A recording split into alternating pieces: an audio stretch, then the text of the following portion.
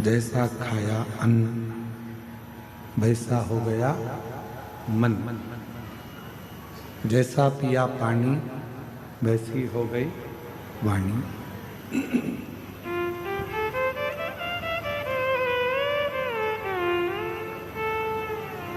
हिरण्यकशिपु के शरीर का रक्त नरसिंह भगवान के शरीर को लग गया तो क्रोध और तीव्र हो। किसी के घर का यदि भोजन ग्रहण कर रहे हो तो पहले विचार करना कि वो भोजन हमें फलित होगा कि नहीं। भोजन बनाने वाले का भाव भी शुद्ध है कि नहीं।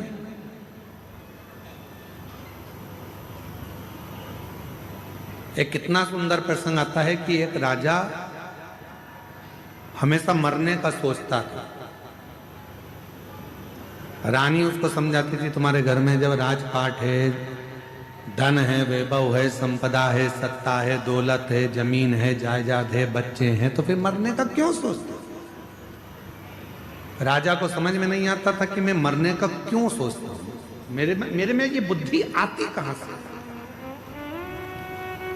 राजा एक दिन अपने गुरुजी के पास गया, गुरुदेव से जाकर कहा गुरुजी एक बात समझ में नहीं आती, मेरे मन में ये भाव नहीं समझ में आ रहा है कि आखिर सब कुछ अच्छा है तो फिर मरने का मेरे मन में ये बार बार प्लान क्यों आ रहा है, मेरे मन में बार बार ऐसा भाव क्यों आ रहा है। गुरुजी ने कहा कि तुम्हारे घर में भोजन कौन बनाता है, रानी बनाती है कि नहीं बनाती। नहीं बनाती। कौन बनाता है तो कि एक सेविका आती है, एक दासी आती है, वो भोजन बनाने वाली दासी सेविका भोजन बनाती है। अच्छा पता करो उस सेविका को कोई तकलीफ तो नहीं है। मालूम करा तो वो सेविका सबसे एक ही बात कहती थी, मैं तो इतनी दुखी रहती हूं, मैं तो मर जाऊं तो अच्छा। सेविका हमेशा एक ही बात सोचती थी कि मैं तो इतनी तकलीफ में हूं, इतनी दुखी हूं कि मर जाऊं तो अच्छा। भोजन बनाती रहती, आंख से आंसू बहाती रहती और मन में मरने का विचार करती। भोजन कौन करता, राजा।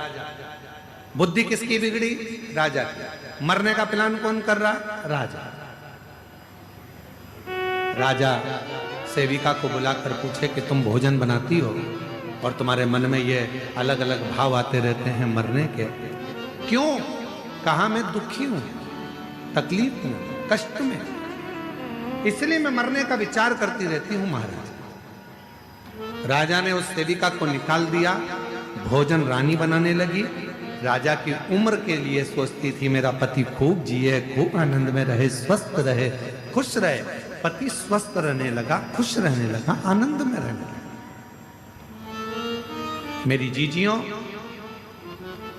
मेरे जीजाओं, मेरी बेटियों, बेटाओं, मेरी माताओं, एक निवेदन आपसे करें, भोजन बनाओ, मना नहीं है। भोजन बनाने वाले तुम्हारे घर में आए, मना नहीं है, पर भोजन बनाने वालों से एक बात जरूर करा करो कि जब तुम भोजन बनाओ तो भगवान का भजन गाते हुए बनाओ, जिससे हमारे घर में भी भगवत कीर्तन स्मरण होता है, भगवत नाम चलता।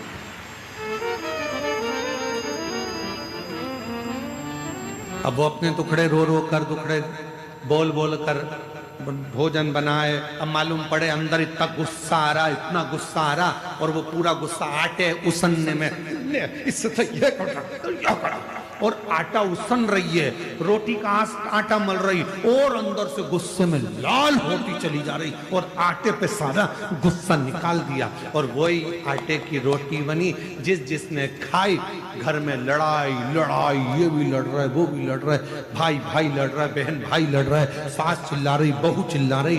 क्यों? क्योंकि वो आटे में तुम्हारा क्रोध चले गया। कई माताओं की आदत रहती है चावल में सीटी नहीं आती। अरे बोले तो जम के, चावल में सीटी नहीं आती तो गुस्से में वो चावल की सीटी बार बार सीटी पर वो आई नहीं, तो इसने दो बार लाया, ऐसे दो बार सोते नहीं है। आखिरी में उसने धम के दिया रपा। अब तुमने तो चावल में देर रख के गुस्सा निकाल रही हो चावल की सीटी पर।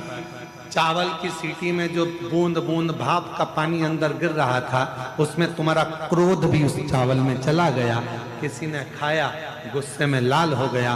तुम्हें समझ में नहीं आ रहा मेरे घर में ना जाने क्या हो गया। पहले बहुत शांति थी, आजकल जिसे देखो वो गुस्से में बोलता, वो झगड़ा करता, लड़ाई करता, क्रोध करता। क्या कारण? जो भोजन बन रहा है उसमें जरूर कुछ ना कुछ त्रुटि हो रही है। इसीलिए आप लोगों से कहते हैं कि कहीं मंदिर जाओ, देवालय जाओ, शिवालय जाओ, सीहोर कुबेरेश्वर धाम जाओ, तो आपसे निवेदन है कि होटल में भोजन कम करो। पहले कुबेरेश्वर धाम की खिचड़ी प्रसाद 2 रोटी कुबेर बाबा के भंडारे की अवश्य खाओ, जिससे हमारे रोग दूर हों, दुख दूर हों, कष्ट दूर हों, परेशानी, तकलीफ दूर। हमारे कष्ट, हमारे रोग, हमारी तकलीफें दूर हो, वहां का प्रसाद। और शंभु शरणे पड़े मांगू घड़ी रे घड़ी, दुख काटो दया करी ने दर्शन आपो। शंभु शरणे पड़ी मांगू घड़ी रे। ये प्रेशर है, स्पीकरों का बढ़ाओ ना। काटो दया करी ने दर्शन। नरसिंह भगवान का क्रोध बहुत तीव्र था। हिरण्यकशिपु का रक्त शरीर में लग गया था, जिसके कारण बस उनको क्रोध आ रहा था, गुस्सा आ रहा था। क्रोध शांत नहीं हुआ। तब जब नरसिंह भगवान का क्रोध शांत नहीं हुआ, गुस्सा शांत नहीं हुआ, सारे देवताओं ने मिलकर भगवान देवाधिदेव महादेव से प्रार्थना करी।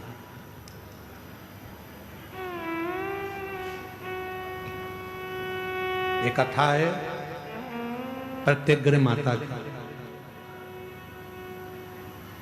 कथा के प्रारंभ में कहा है 2 देवी हैं, उन दोनों का जल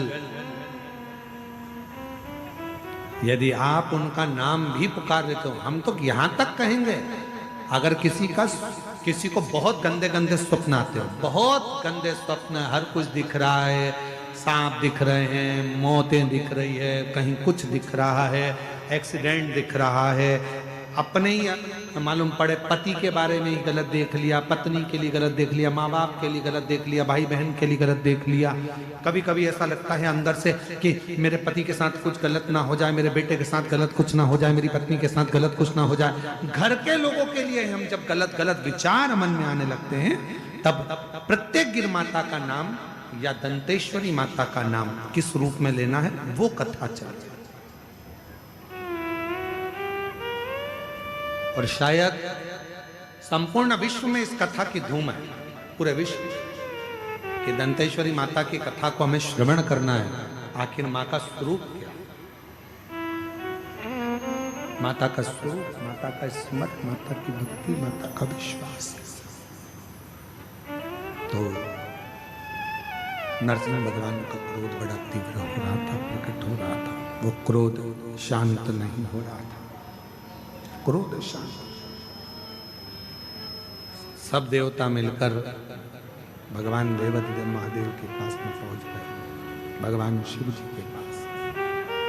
और भगवान देवाधिदेव महादेव के पास में जाकर, भगवान शंकर जी के पास जाकर भगवान देवाधिदेव महादेव से प्रार्थना कर, बाबा नरसिंह भगवान को बड़ा क्रोध आ रहा था, बड़ा, आप उस क्रोध को मिटा दीजिए, आप उस क्रोध को शांत कर दीजिए, उस क्रोध को समाप्त कर दीजिए।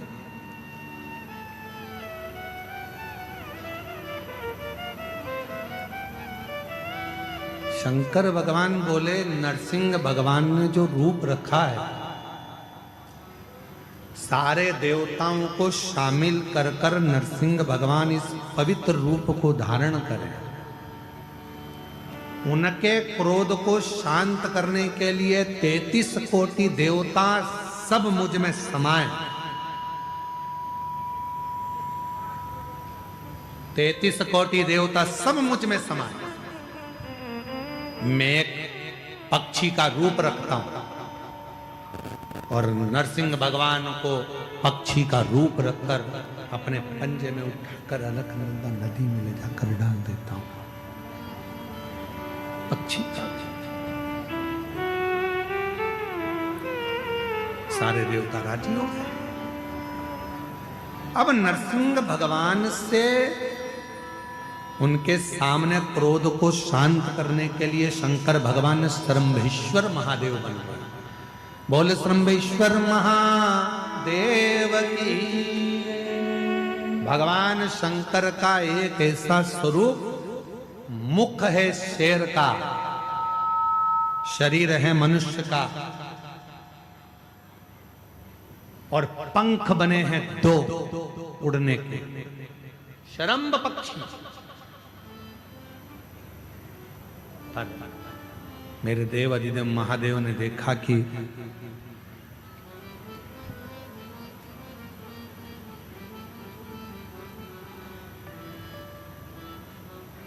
मेरे भोलेनाथ जी ने देखा कि ये मैंने सिंह का रूप तो ले लिया है, मनुष्य का शरीर भी हो गया है, पर पंख किसको बनाया जाए।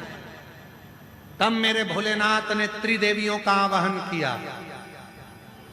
हे लक्ष्मी, हे पार्वती, हे सरस्वती, आओ और तुम मेरे पंख बन जाओ।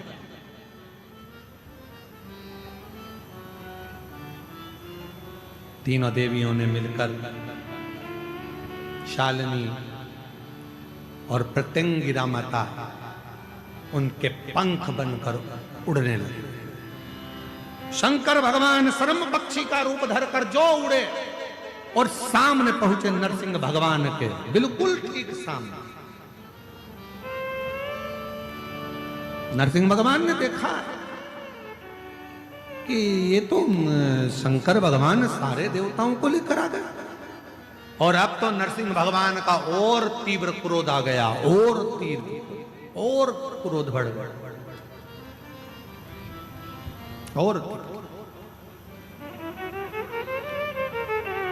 और जैसे ही और तीव्र क्रोध हुआ नरसिंह भगवान ने अपना और रूप बदल लिया। शंकर भगवान बने शरंभ पक्षी तो नरसिंह भगवान स्वयं गंडभैरुण का रूप धर लिए। एक ऐसा पक्षी जिसके 2 मुख थे और बड़े बड़े पंख, दोनों में होने लगा युद्ध। देवता ने सोचा था हम तो इनको ठंडा करने के लिए, शांत करने के लिए जा रहे थे, पर इन दोनों में तो युद्ध छिड़ गया। करें क्या?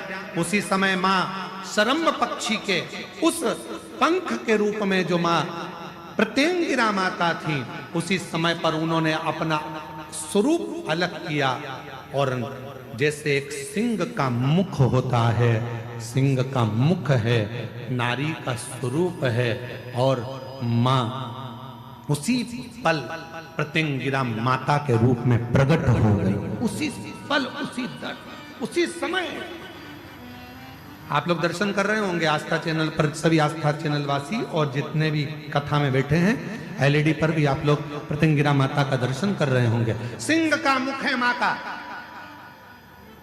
भयंकर जिह्वा लपलपाती हुई, भयंकर दंत है माता के, शरीर स्त्री का है मां के।